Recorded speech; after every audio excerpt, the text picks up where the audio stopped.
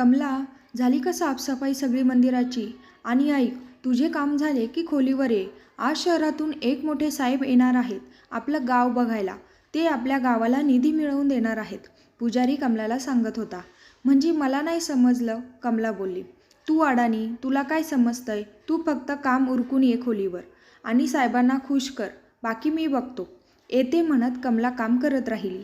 कमला कर्नाटक जिल्ह्यातील एका छोट्या खेड्यात राहत होती. ती एक देवदासी होती. गावाबाहेर त्यांची वस्ती होती. मंदिराची साफसफाई करणे आणि गावात जोगवा मागत फिरणे हे तिचं काम होतं. तिच्या केसात जटा होत्या, म्हणून ती जोगतीन असे असायची.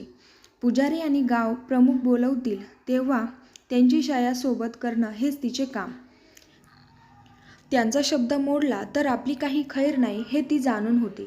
म्हणूनच पुजारीने खोलीवर बोलावले की जाणं भाग असायचं. देवाशी तिचं लग्न झालं होतं, पण देवाच्या नावाखाली पुजारी आणि गाव प्रमुख त्यांची वासना ती पुरी करत होती. असे पण देवदासी म्हणजे गावाला वाहिलेली आणि मोठ्या श्रीमंत लोकांसाठी मजा मारण्यासाठीच असे. मंदिरातील कामं आटोपून कमला घरी आली तर तिची मुलगी राधा अजून घरी आली नव्हती. राधा गावाजवळ वेशीपाशी एका पारावर शाळा भरत असे तिथे जात होती. एक मास्तर यायचे आणि खास देवदासीच्या मुलांना शिकवत असायचे, कारण देवदासीच्या मुलांना गावच्या शाळेत प्रवेश नसायचा.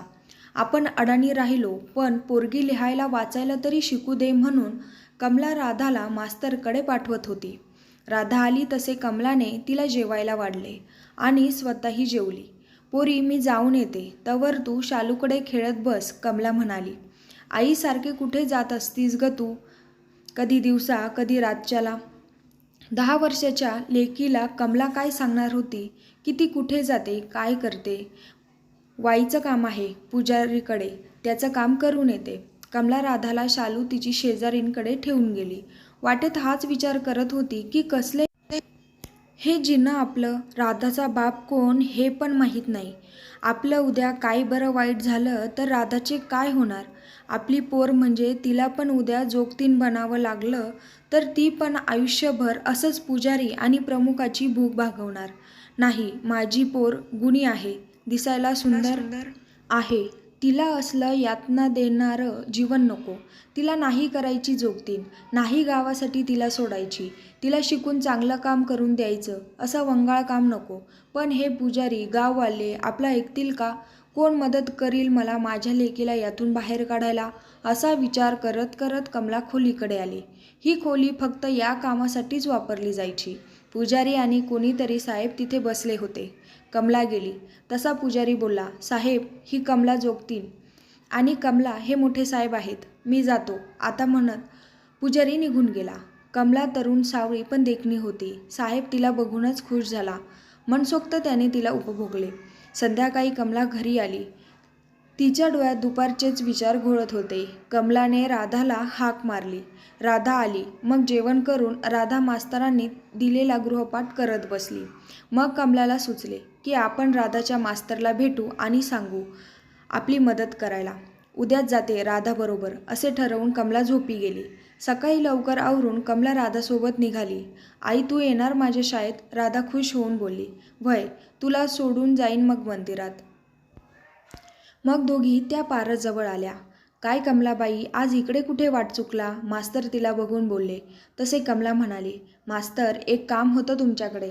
कमला इकडे तिकडे नजर फिरवत म्हणाली. बोला मग, इथे कुणी? मास्तर, मी जोगतीन हाय, हे तुम्हाला माहीत आहे? हो, माहीत आहे. मग त्याचं काय? मला वाटते की राधा माझ्यासारखी जोगतीन होऊ नये. तिनं शिकावं आणि चांगलं काही काम करावं. हे तुमचे विचार चांगलेच आहेत की, मास्तर म्हणाले. तुम्ही काय मदत करू शकता का माझी, हे विचारायला आली मी, कमला म्हणाली. हे बघा, तुम्ही उद्या तुमच्या वस्तीतील सगळ्या बायकांना घेऊन या. मी सगळ्यांना समजावून सांगेन की हे देवदासी वगैरे काही नसते, मास्तर म्हणाले. बरं, जमेल तितक्या बायांना घेऊन येते, म्हणत कमला निघाली. दुसऱ्या दिवशी दुपारी मुलांची शाळा झाल्यावर कमला आपल्यासोबत 8-10 जोगतिनींना घेऊन आली. तशी त्यांची वस्ती मोठी होती, पण सगळ्याच जणी नाही आल्या. तरी मास्तरांनी त्यांना हे जोगतीन म्हणजेच देवदासी असे काही नसते, तुमचा फायदा घ्यायचा म्हणून या पुजारी आणि गाव प्रमुखांनी ही परंपरा सुरू केली. असे देवासोबत कोणाचे लग्न लावले जात नाही. तुम्ही शिकलेल्या नाहीत म्हणून तुमचा गैरफायदा ही लोक घेत आहेत. निदान तुमच्या मुलांना तरी यात येऊ देऊ नका. तुम्ही सगळ्या जणींनी एकत्र येऊन याचा विरोध केला किंवा त्या लोकांची पोलिसांत तक्रार केली तरच हे लोक सुधारतील. आणि या विरोधात कायदा पण आहे, फक्त तुम्ही आवाज उठवला पाहिजे, असं बरंच काही मास्तर बोलले. कमलाला ते पटले, पण बाकीच्या गप्प होत्या. दुसऱ्या दिवशी मास्तर आलेच नाही.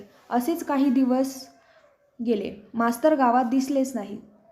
कमलाला समजेना काय झाले, मास्तर अचानक यायचे का बंद झाले.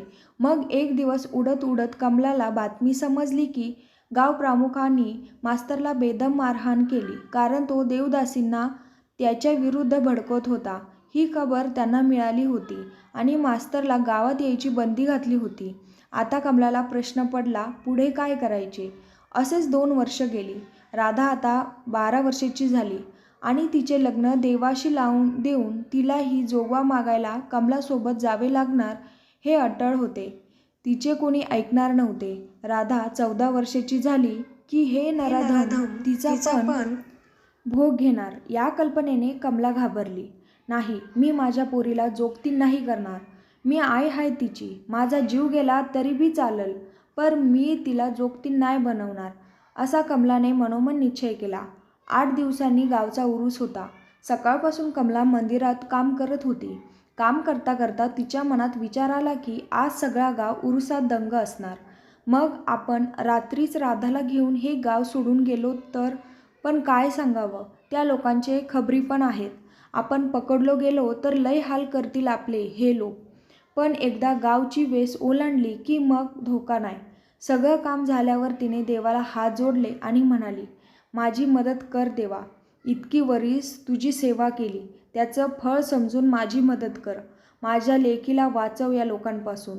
मी आज माझ्या लेकीसाठी एक धाडस करणार आहे. माझ्या पाठी उभा राहा. मग कमला घरी आली. राधा आणि ती जेवली. राधा बोलली, आई आज उरूस बघायला जायचो का गं? हो पोरी, जाऊ. आणि मला मोठ्या पाळण्यात बसायचंय, बाहुली घ्यायची, वय सगळं घेऊ, म्हणत तिच्याशी बोलत बोलत कमलाने दोघांचे कपडे आणि जरुरी सामान एका पिशवीत भरले. रात्री सगळा गाव जत्रेत गेला होता. तिची वस्ती पण सामसूम होती. बाहेर कोणी नाही हे बघून कमला राधाला घेऊन बाहेर आली आणि दाराला कुलूप लावले. दोघी चालत निघाल्या. आपण जत्रेकडे गावात नाही चाललो हे बघून राधा बोलली, अगं आई, गाव तर इकडे आहे, मग तू कुठे चाललीस इकडं? राधा चूप एकदम. आवाज करू नकोस, नंतर सांगते सगळं. आता झपाझप पाय उचल, कमला म्हणाली. गावात अंधार सगळा. समोरचं काहीच दिसत नव्हतं. किर अंधार आणि रातकिड्यांचा आवाज फक्त. आई मला भीती वाटते ग. कुठे चाललो आपण? राधा बोलली. नको भिऊ, मी हाय. माझा हात घट्ट धर, म्हणत कमला जोरात रस्ता कापत निघाली आणि एकदाची गावाची वेस ओलांडली तसा तिच्या जीवात जीव आला. मग ती एसटी स्टँड जवळ आली. एक एसटी लागली होती. ती राधाचा हात धरून आत चढली आणि एकदम मागच्या बाकावर जाऊन बसली, जेणेकरून कोणी गावातले बघू नये म्हणून. राधाला तिने डोक्याला तिची ओढणी बांधली. आई कुठे चाललो आपण? राधाने परत विचारले. तुझ्या भल्यासाठी हे गाव सोडून निघालो. मी आई हाय तुझी. तुझं भलं कशात आहे हे मला माहीत आहे, कमला म्हणाली. मग तिने ही डोक्यावरचा साडीचा पदर घट्ट लपेटून घेतला. एसटी सुरू झाली. ती कुठे निघाली काहीही कमलाला माहीत नव्हते. बस हे गाव सोडून खूप लांब तिला जायचे होते. मग कितीही कष्ट करून ती राधाला शिक्षण देणार होती. तिचं भविष्य चांगलं घडवणार होती. कारण देवदासी असली म्हणून काय झालं, कमलासुद्धा एक आईच होती. आता एसटीने वेग घेतला होता तशी कमला निश्चित झाली. आपल्या आयुष्याची गडद सावली आपल्या लेकीवर नाही पडून दिली याचं समाधान तिला होते. एसटी जिथे जाईल तिथे आपलं नशीब, असा विचार करत मनापासून देवाला हात जोडले, त्याचे आभार मानले. तर राधा तिच्या मांडीवर झोपी गेली होती. कमलाने तिच्या गालावरून हात फिरवला आणि उद्याच्या सुंदर भविष्याचा विचारात गुंग झाली.